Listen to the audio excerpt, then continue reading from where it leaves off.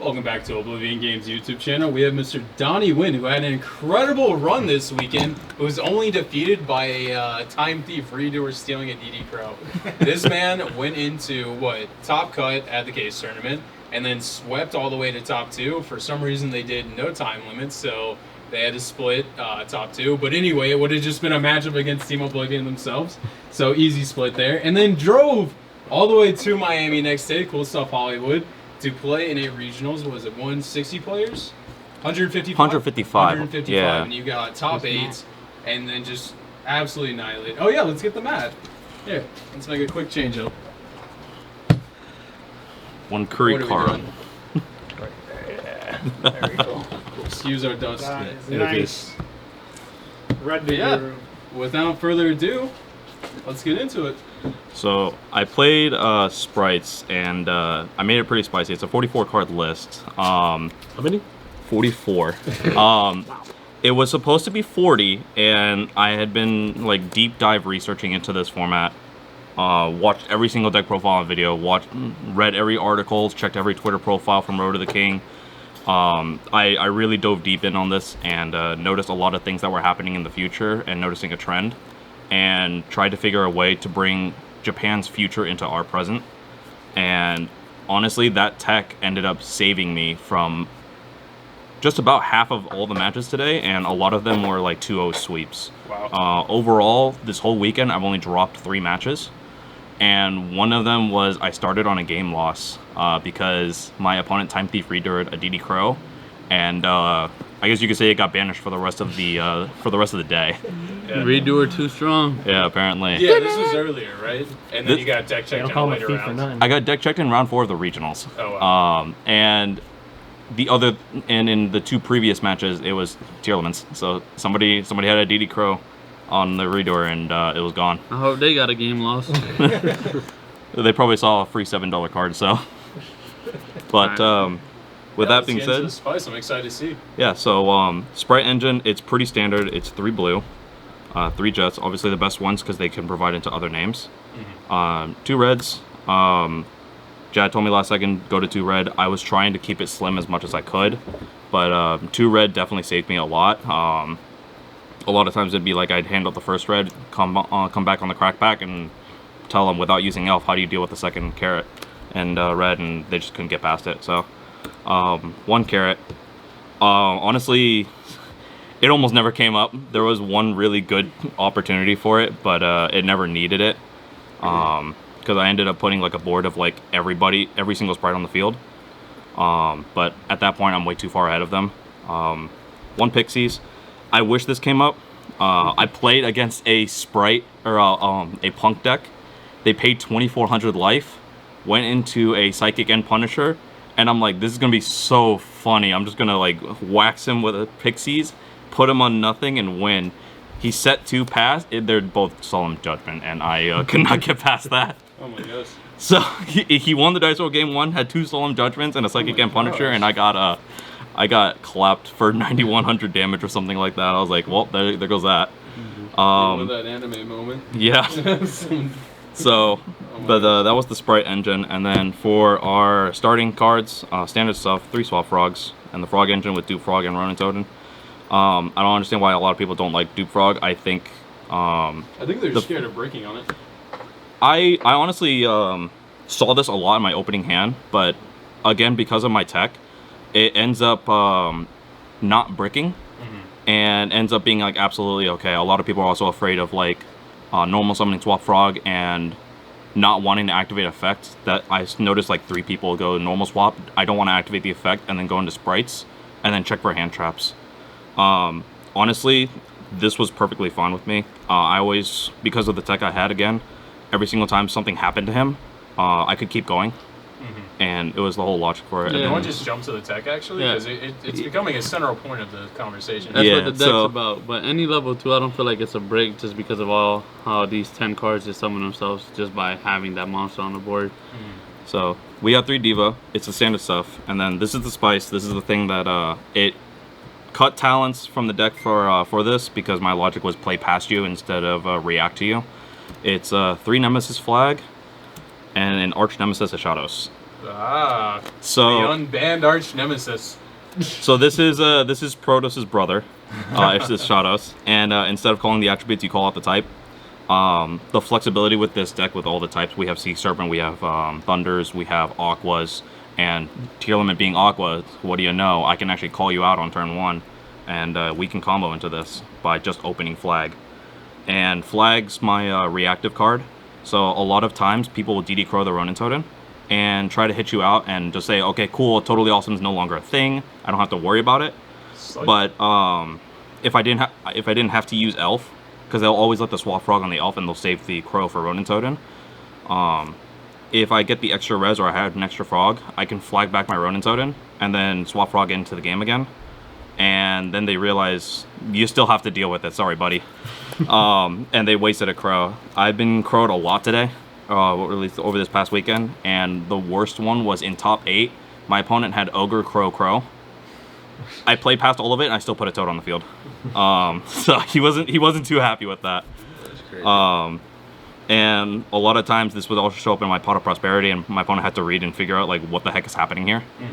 So And just the lack of knowledge of your opponent trying to piece things together and misplaying. And yeah, no one realized that my goal with Flag is to get to a Shadows. And I think the worst thing that happened to my opponent, 2 worst things. So one of them was I started the game with normal Swap Frog. They go Tier Elements Hot Venus, and they milled nothing. They couldn't start the game off their 3 mil, and I'm like, I know what I must do now. So I made Iblee hand it to them, and then I Shadows turn 1 and called Aqua. Whoa, what was that card you just mentioned? I made Iblee. So Nightmare Corruptor Iblee is the we've been seeing some fringe play here and there. is the 5th and final piece. So if we don't go for Gigantic Sprite into a Swap Frog and we want to go this direction, we can do this. And in the situation with the T-Element matchup that I had for one of them, when they have Venus Mist, I used the Frog Engine to help me into Gigantic Sprite Iblee, and I made IP. But then I also, on top of handing them Iblee, I went as Shadows and then called Aqua because they left the Venus stuck on field. And from there, they just couldn't play the game. They needed to like mill substantial like Shadal names or like go into anything but Kit Kalos, which is like their #1 starter. This is the thing that I wanted to bring in from Japan's future into our present. In the future, in Darkwing Blast, we'll get the Bisted archetype, and they'll be able to search for Shadows, but it's an end phase. With Flag being a level 2 extender, we have anti-DD Crow. We have a way to get into this turbo speed turn 1, and the other unfortunate thing, outside the T-Element, in the mirror match, I actually dropped this guy on turn 1, handed them an Iblee, and my end board was Elf, IP, Totally Awesome, and a Shadow sitting on the side. I declared Thunder, killed off my own Elf, said good luck and played the game. He tried to get past it, he thought he was slick. He normaled Veiler, went into Halka Fibrax, summoned a Diva, and I'm like, cool. And then he summoned Gigantic Sprite, and he also Dark Rolled me, by the way, to start that whole turn. He was ready to Zeus me, and I told him he can. I was like, why not? I was like, I said Thunder. Good luck. I said Thunder. I said jump. He looked at his hand of Sprites. I was like, I don't have extenders, and lost for it. So it stole a free 2-0 on that one. And Shadows being a fat beat stick and killing Windows and being too big for Draco Stapelia to deal with, allowed me to run away with a lot of things too. In the regionals, I also had to fight like double Draco Stapelia and Mirror Jade. Dropped this guy, killed the Winda, called Plant, he changed to negate it, and I'm like, cool, I don't care. He tried to blow this up at the end phase with Mirror Jade, and I was like, he's alive, but sure. So this guy's been a major component of my victories this past weekend, especially giving the surprise factor. And then a couple other things that also helped the Nemesis engine along, because I kind of heavily invested into him. But moving forward, we have 3 Ash Blossom, 2 Ogre, 2 DD Crow, 2 Veilers, and then I also played only 1 Imperm. The reason why is because with the weird hand trap line is I'm also playing 2 Crossouts and the Call By. Yeah, this is straight from Japan right now. Yeah, pretty much. A lot of weird ratios and things like that. I tried to slim it down as much as possible, and their mentality over there is they deck build to choose their 5-card hand. yeah. we play to not lose and then come and kill you on the crackback. Yeah. So one of the major things also with enabling Flag is we can cross out a hand trap, and to make sure it stays in our economy, we flag it back. We flag back our hand traps. There was one really funny thing that happened at earlier in the event. I got cherries for Elf Ah. while I was holding a flag, and I was like, nice. Flag. I want my Elf back. He had to think about what just happened with his life. So, Take this. more stuff. 3 starters, very standard. Yeah. 2 Potter Ferrari. I don't know why in Cross testing. out, right? Yeah. I don't know why in testing. No, you can't. So face downs aren't counted as monsters, even if you know it originated from the extra deck, and clearly it has to be a monster at that point. Face downs aren't recognized. So unfortunately, we can't recycle economy like that. But What are we saying? Prosperity's at 2, right? Prosperity's only at 2. In testing, when I played 3 of it, I saw it too often, and I was like, let me just cut it down by 1. Yeah. Prosperity is not necessary, but it helps. Yeah. It's one of those rules that it fulfills. Post side is just disgusting. Yeah, another weird ratio is only 2 Dark Rulers in the main. Cross out target. It's a cross out target. At the same time, 2 is an okay number given the fact that everyone else is here at 2 except for Ash. The logic with this one is I don't know if I'm going to end up second, and I don't want to maximize my chances of opening this while I go first. As Farfo would say, you know, when you want to see it sometimes, but not all the time. And then final card being the Sprite Smashers. Are you happy with that at 1? I'm perfectly content with that at 1. A lot of the way I played is knowing full well that Dark Rulers in this game. I'll try to like play in a manner that lets me live, even if I got Dark Rulered, or if I get super polyed. So like I'll try to hand you the iblee, force you to play like around, even with Dark Ruler. I try to set up smashers just so that if you try to play with the Dark Ruler, I can just smash as your start, and hopefully you don't have too much to go past me. And a big thing also is like with triple tactics being so prevalent right now, and a lot of people saying that triple tactics is insane. I don't want to play into it by accident, and I definitely don't want to triple tactics and check my opponent's hand only to find out I'm about to lose because they have too much for me. So I played in a manner of, instead of playing off of known knowledge, played off of knowledge that I can obtain myself and just determine for myself. So that was my logic with it. Going to the extra deck, very generic stuff here with 2 Gigantic Sprite, 2 Elves. They're totally awesome. The basic core engine piece. We also have a Cavalry for the Zeus package. This engine's necessary. It saves you so much. An IP with the Nightmare engine. One of the things also is with iblee, you can choose not to go for Toad.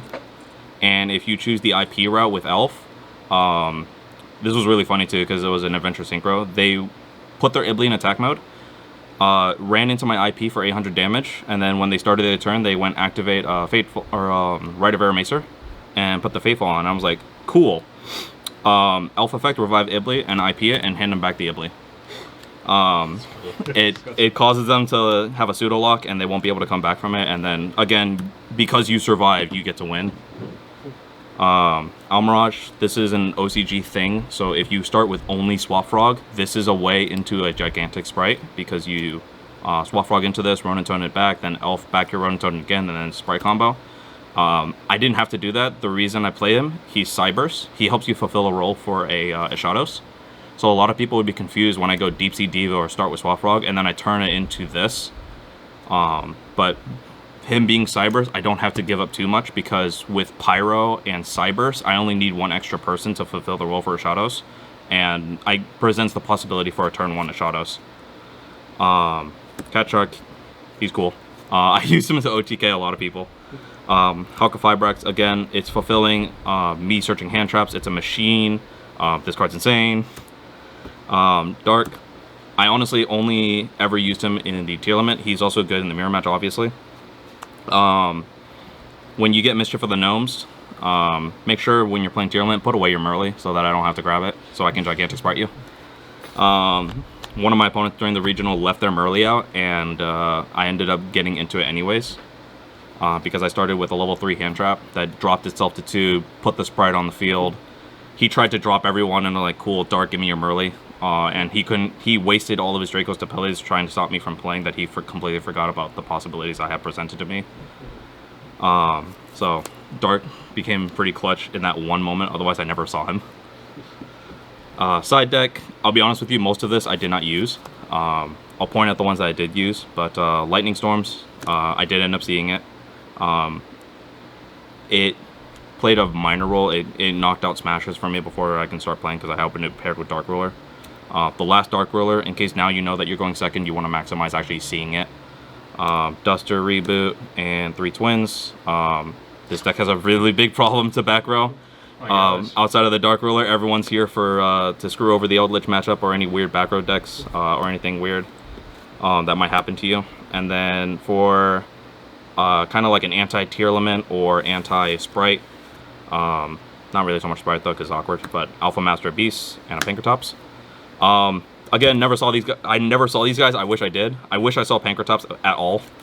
Some of my opponents actually didn't summon the Frog off the Toad, and so this would help you fulfill the role of kill the frog, pop the elf, or vice versa, and what have you, and be able to like clear the board and actually start your turn. Unfortunately, it never came up. And then again, also with like defense against Dark Ruler, I bring this into the mirror match as well because it's level 2. But this is also fulfills 2 other roles. So one of them is if you're going up against tier elements, this is a great card to help banish stuff and not trigger any of their floaters. And in the event that I'm going first and I know I can iblee you, this is also Smashers in case I need my Jet to go grab me a starter. That was pretty much it. I've seen people play that card, but maxing out on Imperm as well. How did you feel with just one Imperm? Imperm was a really weird role for me because of the fact that when I cross out, I don't want it to have to be for Imperm. Because I want to be able to like make sure my flag's alive and not have to use it on my own combo for Swap Frog or anything like that. But Flag ended up fulfilling more of a reactive role and killing off. I was asking more in terms of like synergy with Dynamiscus. Never needed, honestly. It only happened to where like when I Dynamiscus someone, the game didn't last long enough for the traps to keep on warranting the Dynamiscus Depot to float back. And the one time I did end up actually opening a Dynamiscus and Imperm, so the one of Imperm. But so what you're saying is you sacked them. So here's the thing, I never needed it. Dynamiscus kill out their starter, don't let them start the game. Ash the starter, hit the normal.